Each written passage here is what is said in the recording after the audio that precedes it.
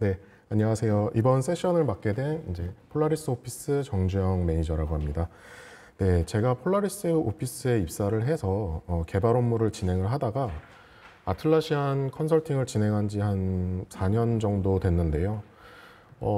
그때 당시만 해도 프로젝트 관리나 데브옵스, CI/CD 이쪽으로 되게 관심이 많으셨어요. 실제로 프로젝트도 그쪽으로 진행을 많이 했고요.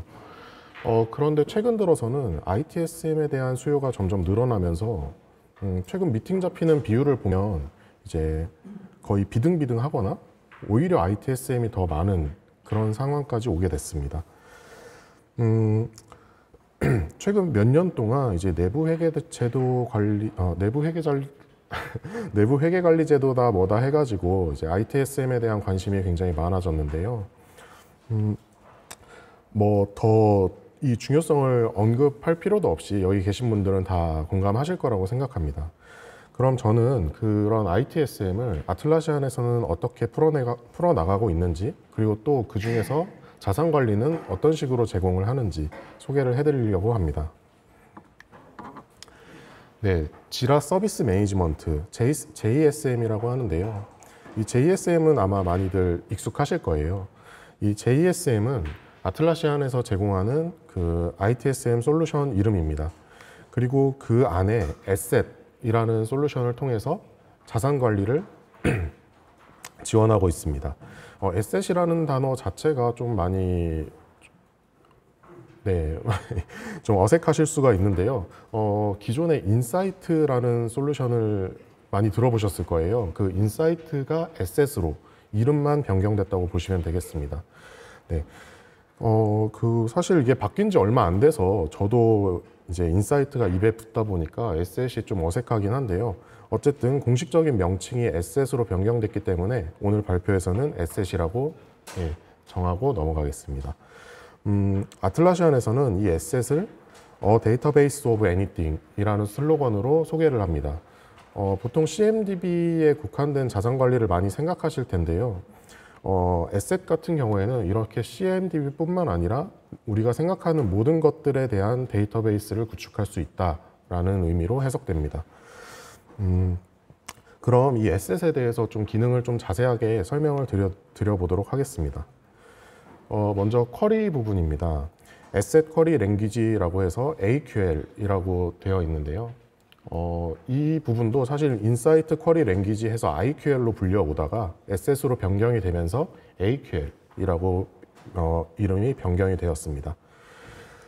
자산 개체에 대한 쿼리를 실행하여 원하는 정보를 빠르게 필터링이라고 적었는데요. 자산 개체가 점점 많아지다 보면 그 개체를 찾는 것도 일이 될 겁니다. 그런 것을 최대한 이제 제공을 해주는 기능이 이 AQL인데요. 지금 아래 보시는 이제 예제 화면을 보시면 베이직 AQL과 어드밴스드 AQL 이렇게 두 가지로 나눠져 있는 걸 보실 수가 있습니다. 좀 화면이 많이 익숙하지 않으신가요? 네.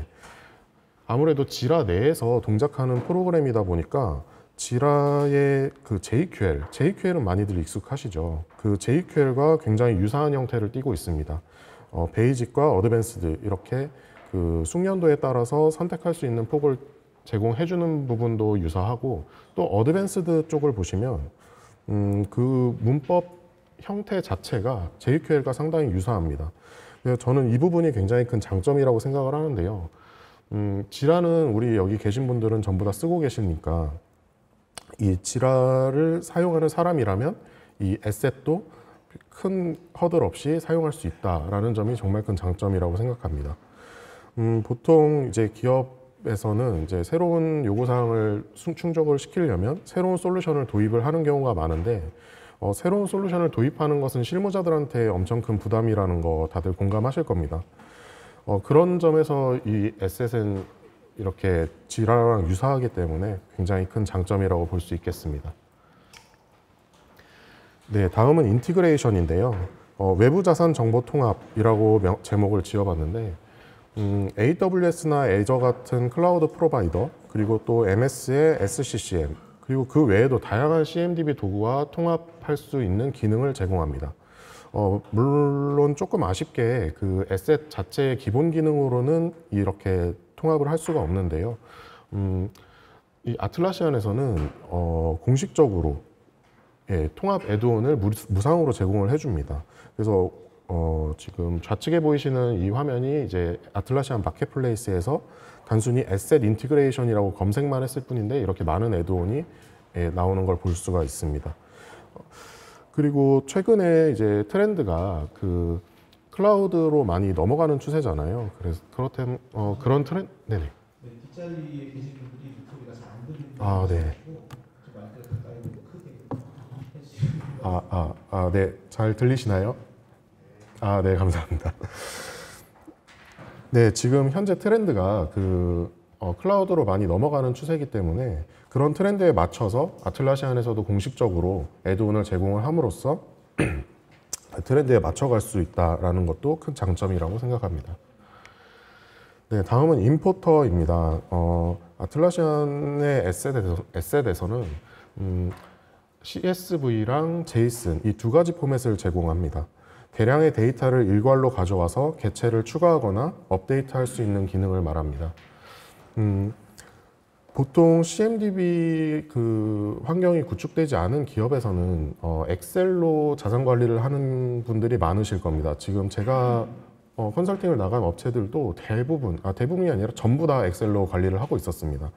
그런 엑셀로 관리하던 그 자산들을 CSV로 컨버트를 하는 거는 사실 일도 아니죠. 그 CSV로 컨버트를 해서 바로 에셋으로 업로드 시킬 수가 있습니다.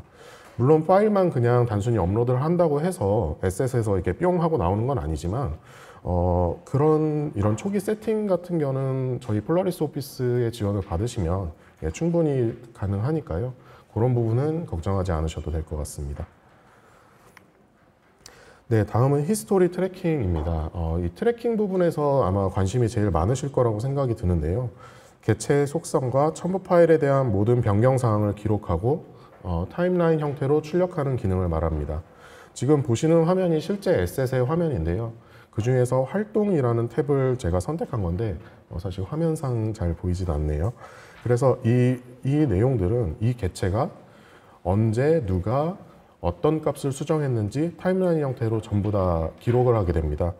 개체가 등록된 순간부터 삭제될 때까지 이렇게 모든 기록을 남기기 때문에 이런 기록 자체가 어떤 장점이라기보다는 사실 저희가 업무를 하면서 감사 이슈를 좀 빼놓고 얘기할 수는 없잖아요. 그런 감사 대응에서 활용할 수 있도록 이렇게 히스토리 트래킹 기능을 제공합니다. 네, 그 외에도 이제 오브젝트 그래프라고 해서 가장 안쪽에 보이는 화면이거든요. 네, 지금 선택된 개체에 연결된 개체들을 이제 그래프 형태로 도식화해서 보여주는 기능입니다. 그런데 사실 이 기능은 이제 자산 개체가 늘어나면 늘어날수록 정말 복잡해져서 이제 거미줄처럼 보여지는데요. 지금 이 화면도 제가 뎁스를 최대한 줄이고 그리고 보여지는 개체의 수를 이렇게 컨트롤 해가지고 좀 어느 정도 예쁘게 보여지는데 사실 실무에서 사용하기는 많이 어려운 부분이 있습니다. 근데 어쨌든 이런 기능이 있다 없다 정도는 알고 계시는 게 좋을 것 같아서 이제 기능을 넣어봤고요. 그 다음은 QR코드입니다. 그 컨설팅을 진행을 하다 보면 가장 많이 나오는 질문이 이제 QR코드 출력이 가능하냐라는 질문이 가장 많이 해주세요. 네, 보통 QR코드를 출력을 해서 자산 스티커를 만들어서 이제 각 자산에 이제 붙여서 사용하시는 분들이 많으실 텐데요. 그런 식으로 이제 모든 자산에 대해서 QR코드를 대량으로 출력해서 사용할 수 있습니다. 그리고 마지막으로 첨부 파일 기능인데요. 각 개체마다 이제 첨부 파일을 올려서 관리를 할 수가 있습니다. 물론 이 첨부 파일에 대한 이력 관리도 가능하고요. 이 첨부 파일을 어디다 쓸까 싶지만 사실 꽤 활용도가 높습니다.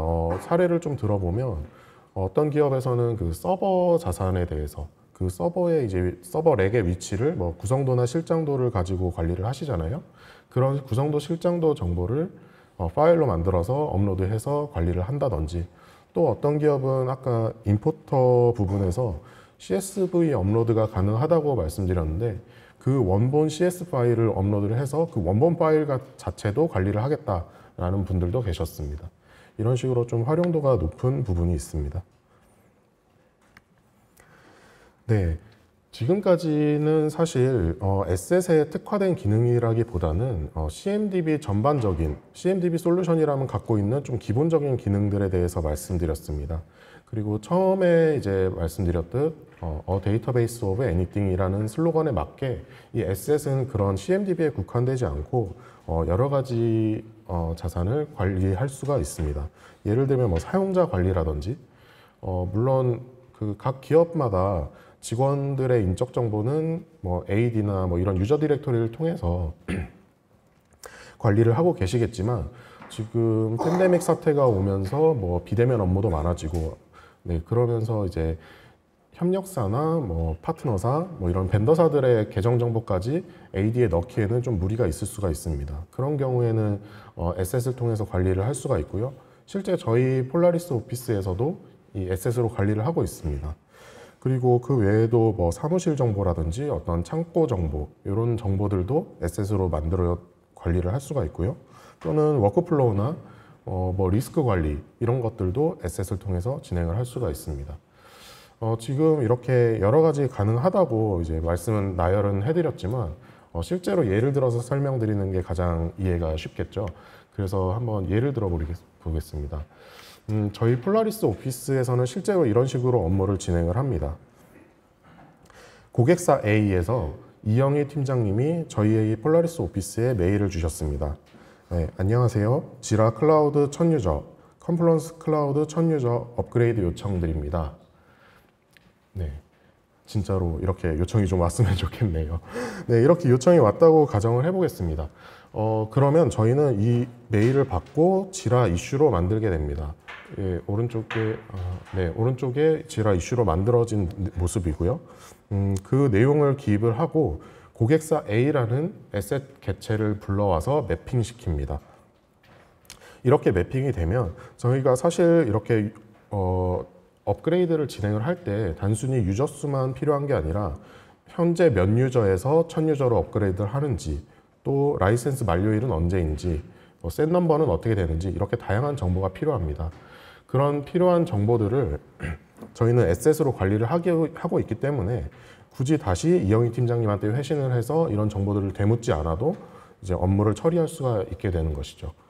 물론 이런 정보들이 쌓이기 전에 뭔가 셋 넘버를 현재 모르는 상황이다라고 하면은 이제 이영희 팀장님한테 다시 회신을 하거나 혹은 이 고객사 A에 연결되어 있는 이제 홍길동 실장님이라든지 이영희 팀장님, 뭐 김철수 매니저 이렇게 연결된 그 자산 정보를 이용을 해서 연락을 취해서 이제 대응을 할 수가 있는 것이죠. 그렇게 해서 이런 정보를 토대로 저희는 아틀라시안에 견적을 요청하게 됩니다. 그렇게 요청한 견적 정보를 가지고 업그레이드 구매 계약서를 작성하게 되는 것이죠. 실제로 이렇게 해서 작성된 계약서를 가지고 계약이 된다면 이 계약서는 다시 에셋 객체로 만들어서 고객사 A와 매칭을 시킵니다. 그리고 고객사 A의 정보를 500에서 1000유저로 변경됐다는 것을 이제 기록을 하는 거죠. 물론 이 모든 변경 사항들은 변경 이력이 남기 때문에 저희는 이 트래킹을 할 수가 있다는 장점도 있습니다. 좀 더 나아가서 이 고객사 A는 ITSM 컨설팅 계약을 체결했다고 가정을 해보겠습니다. 이 계약 같은 경우에는 계약 공수 2멤버스고 투입 인원이 2명이라고 계약이 됐다고 가정을 하고 실제로 이렇게 투입된 인원은 저희 폴라리스 오피스 같은 경우에는 이제 지라를 통해 작업 기록을 하고 있거든요. 그래서 작업 기록을 위한 지라 이슈를 만듭니다. 그리고 그 이슈에는 이 계약 에셋 객체를 매핑시키는 것이죠. 이렇게 매핑시킨 계약 이슈를 가지고 작업 기록을 하게 되는데요. 이 작업 기록에는 이제 시간 정보랑 이제 작업 내용을 간단하게 입력하게 되어 있습니다. 그렇게 입력된 정보를 저희는 지라 대시보드로 가져와서 그것을 정제한 다음에 뭐 도식화해서 차트 또는 뭐 테이블 형태로 출력을 해서 사용을 하고 있습니다. 그래서 실제 저희 계약 공수 대비 실제 투입 공수가 얼마나 되는지 그리고 또 어떤 한 사람한테 업무가 과중되고 있지는 않은지 이런 식으로 인력 관리랑 프로젝트 관리를 진행을 하고 있습니다. 또 한 가지는 저희가 지라의 그 작업 기록을 하게 되면 저희 레거시 HR 시스템이 별도로 있습니다. 그 HR 시스템에 전송이 되게 되고요. 이렇게 전송된 정보들은 인사팀에서 활용을 하고 있습니다. 네, 이런 식으로 이제 IT 자산, CMDB에 국한되지 않게 다양하게 활용될 수 있다는 것을 이제 설명을 드렸는데요. 예, 네, 이 모든 것이 가능하다는 것은 지라와 에셋이 엄청나게 강력하게 연동이 되어 있기 때문에 가능합니다. 다른 CMDB 툴로는 이렇게까지 구성이 어렵겠죠. 저는 이 부분을 아틀라시안 생태계라고 부르고 있습니다. 아틀라시안 제품, 지라, JSM, 컴플런스 이 정도 세 가지 제품만 도입을 하더라도 충분히 ITSM 프로세스를 구축할 수 있고, 네, 뭐 별도의 솔루션이 물론 CI/CD나 뭐 이런 것이 들어간다면 별도의 솔루션이 필요하겠지만 이 세 가지 솔루션만으로도 충분히 커버가 가능하다는 점을 말씀드리고 싶었습니다. 게다가 데이터베이스 버전에서는 무료로 사용을 할 수가 있고 클라우드 버전에서도 프리미엄 티어 이상을 사용을 한다면 무료로 사용할 수 있기 때문에 비용적인 측면에서도 굉장히 매력적이라고 볼 수가 있겠습니다. 죄송합니다. 네, 지금까지는 이제 엑셋 자체의 특장점에 대해서 이제 소개를 해드렸는데요. 이제 기술적인 부분 한 가지를 소개를 해드리려고 합니다. 디스커버리라고 하는데요. 이 디스커버리는 사실 지라나 뭐 에셋, JSM에 포함된 어떤 별도의 솔루션은 아니고요. 아예 다른 인스턴스라고 보시면 되겠습니다. 그래서 별도의 서버도 요구를 하고 그렇게 구동을 하는데 IP 기반으로 장비 정보를 자동 수집하고 업데이트를 할 수 있는 기능이라고 작성을 해봤습니다. 지금 도식을 보시면 디스커버리 서버가 존재하고 각 서버에 접속해서 그 서버 정보를 수집한 다음에 그 수집된 정보를 에셋에다가 자동으로 업데이트한 기능을 갖추고 있습니다. 단순히 이렇게만 설명드려서는 조금 이해가 안 되실 수도 있는데요. 좀 자세하게 설명을 드리겠습니다. 지금 보시는 화면이 이제 디스커버리의 최초 실행 화면입니다. UI가 상당히 좀 투박하죠. 개발자나 엔지니어를 위한 툴이라는 게 확실하게 느껴지는 UI입니다. 보통 이렇게 생긴 애들이 그렇듯 이 녀석도 좀 굉장히 강력한 기능을 가지고 있는데요. 좀 소개를 해드리면 먼저 커먼 설정에는 뭐 기본적으로 스레드 개수라든지 로그 레벨 그리고 뭐 타임아웃이라든지 이런 기본적인 설정을 하게 됩니다. 근데 여기서 좀 눈여겨봐야 될 게 이제 딜리트 설정이 굉장히 옵션이 많죠. 그 딜리트 옵션이 많다는 건 이게 어떤 걸 의미를 하면 처음에 IP 기반으로 이제 스캔을 한다고 말씀을 드렸는데 예를 들어 VM 장비라든지 뭐 중복된 장비라든지 이렇게 굳이 에셋으로 넘기지 않아도 될 정보들이 있을 겁니다. 그런 정보들을 여기서 체크를 해서 나는 얘네들은 관리할 필요가 없다라고 하면은 여기서 체크해서 삭제를 할 수가 있는 거죠. 다음은 익스포트 부분입니다. 이 익스포트 부분의 설정이 이 자동화를 가능하게 하는 부분인데요. 일반적으로 디스커버리를 돌리게 되면 그 수집된 정보를 파일 형태로 떨구게 됩니다. 그 떨궈진 파일을 FTP로 보낸다든지 단순히 파일 카피만 한다든지 하는 식으로 옵션을 줄 수가 있는 거죠. 보통은 이제 지라 서버에다가 FTP로 보내서 자동으로 에셋에서 긁어가게끔 이런 식으로 세팅을 하는 편입니다. 그리고 옵션 중에 클라우드라는 옵션이 있는데요. 이 클라우드 같은 경우에는 조금 특이합니다. 클라우드 에셋 자체에서 토큰을 발행받을 수 있는데요. 그 발행받은 토큰을 가지고 이 디스커버리에 입력을 하면 자동으로 파일로 떨구는 것이 아니라 자동으로 에셋으로 업로드를 시키게 됩니다. 그렇기 때문에 데이터 센터 버전이든 클라우드 버전이든 어떤 식으로든 이 디스커버리를 자동화해서 사용할 수 있다는 장점이 있습니다. 예, 다음은 패턴입니다. 이 패턴 부분은 좀 디스커버리에 대한 좀 기능을 좀 더 자세하게 설명드리면 이 패턴 파일을 기준으로 스캔을 하게 됩니다. 이 패턴 파일이라는 것은 코드 기반으로 되어 있고 그 안에는 이제 서버 정보를 스캔할 수 있는 명령어들의 집합이 이제 패턴 파일이라고 보시면 되는데요. 윈도우 같은 경우는 뭐 WMI 기반으로 이제 호출이 되고 리눅스는 뭐 쉘 명령어를 이제 이용해서 스캔을 하는데 이 코드 기반이기 때문에 그 정보를 그대로 사용하는 것이 아니라 그 원하는 정보를 에셋에 업로드하기 좋게 정제를 해서 수집을 하게 됩니다. 이 말을 다시 말하면 코드를 수정을 해서 우리가 입맛대로 커스터마이징이 가능하다는 것을 의미합니다. 또 원한다면 패턴 파일을 새로 만들어서 우리만의, 그러니까 정형화된 틀에 맞춰서 자산 정보를 수집하는 게 아니라 우리 회사에 맞게 원하는 정보를 자산 정보에다가 업데이트를 할 수 있다라는 장점이 있겠습니다. 네, 다음은 스캔 세팅입니다. 디스커버리에서 이제 IP 기반으로 스캔을 한다고 말씀을 드렸는데요. 실제 설정을 이 부분에서 진행을 합니다. IP는 단일 IP도 가능하고 IP 대역대를 설정할 수도 있고 또는 IP 리스트를 만든 어떤 파일을 만들어서 그 파일의 경로를 입력을 해도 잘 동작을 합니다. 그리고 스케줄 주기를 정할 수가 있는데요. 데일리, 위클리 이렇게 두 가지 옵션을 제공합니다.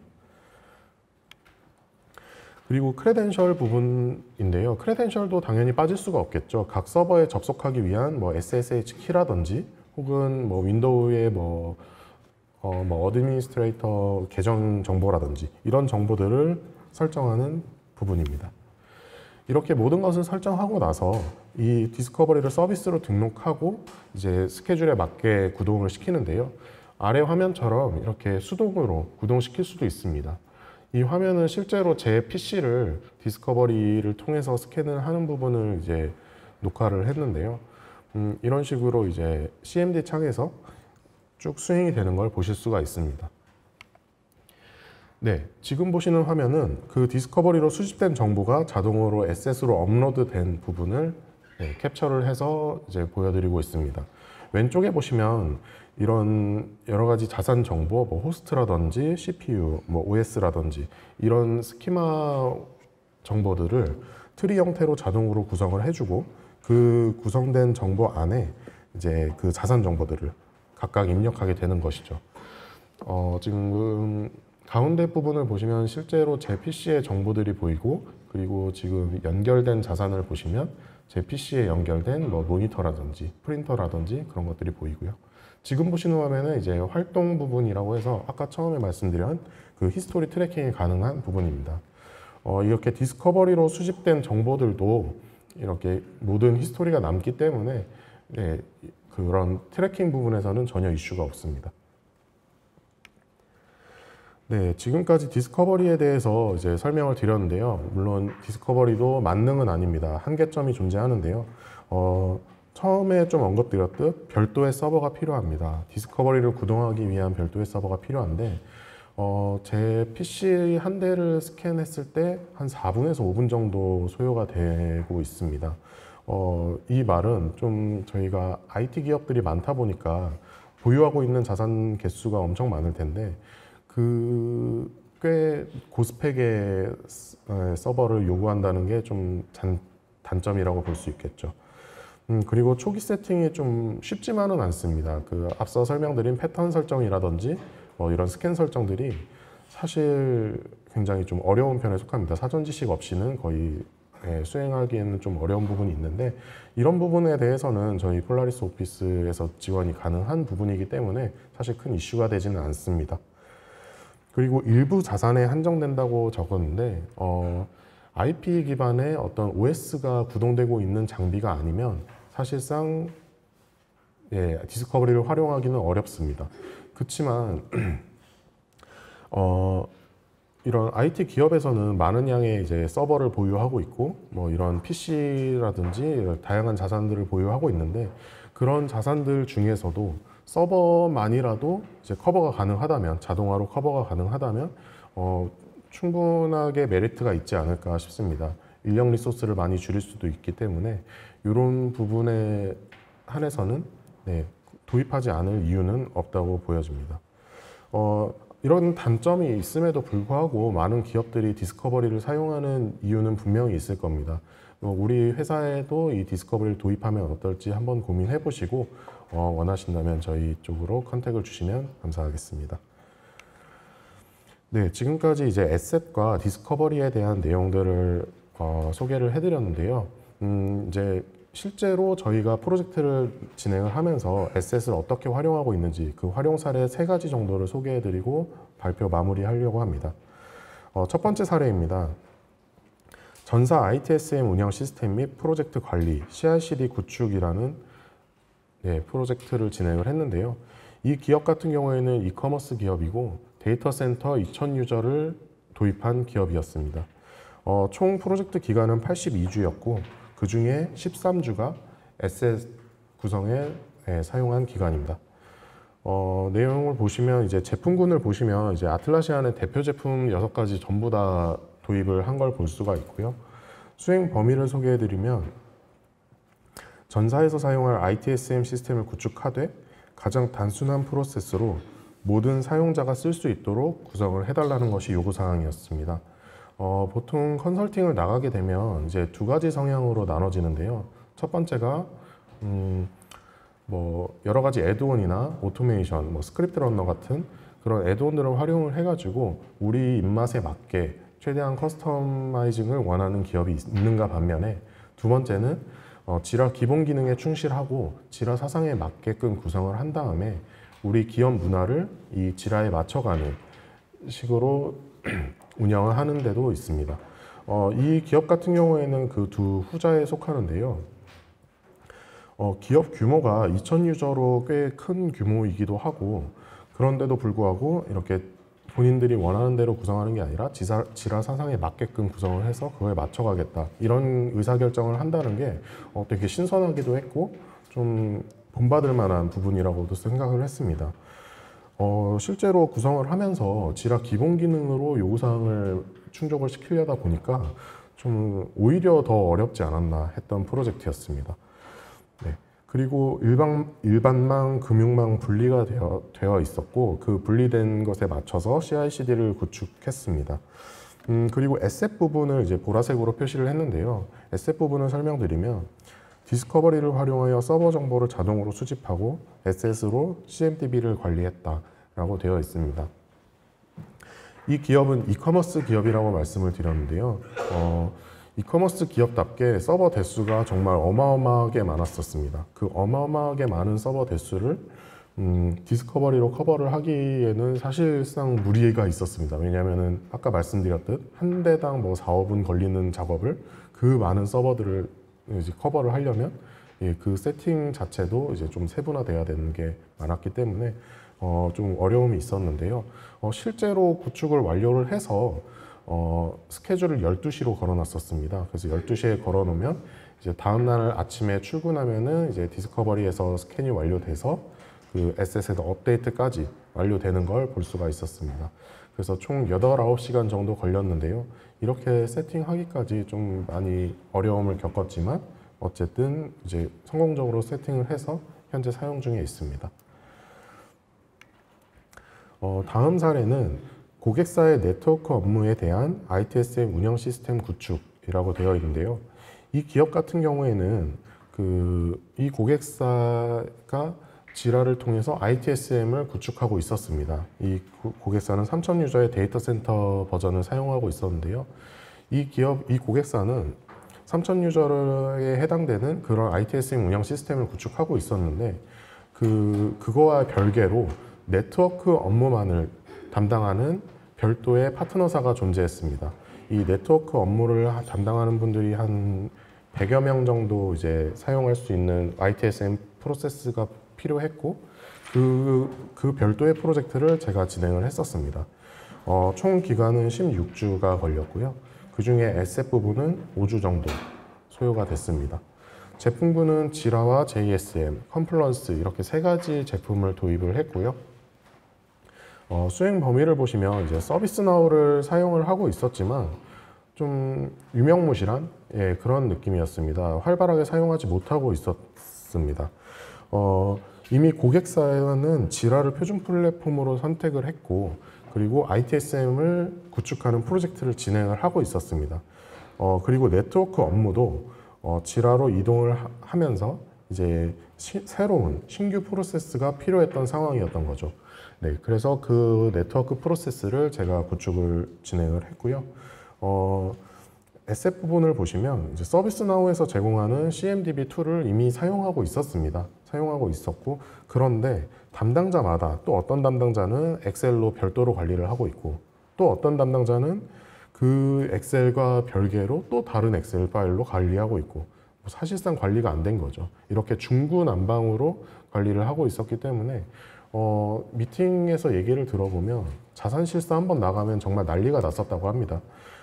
자산이 맞지가 않으니까요. 이런 케이스를 최대한 보완을 하고자 이렇게 중구난방으로 떨어져 있는 소스들을 하나의 엑셀 파일로 만들었고, 그 만들어진 엑셀 파일을 CSV로 컨버팅해서 에셋으로 업로드하는 방식으로 구축을 했습니다.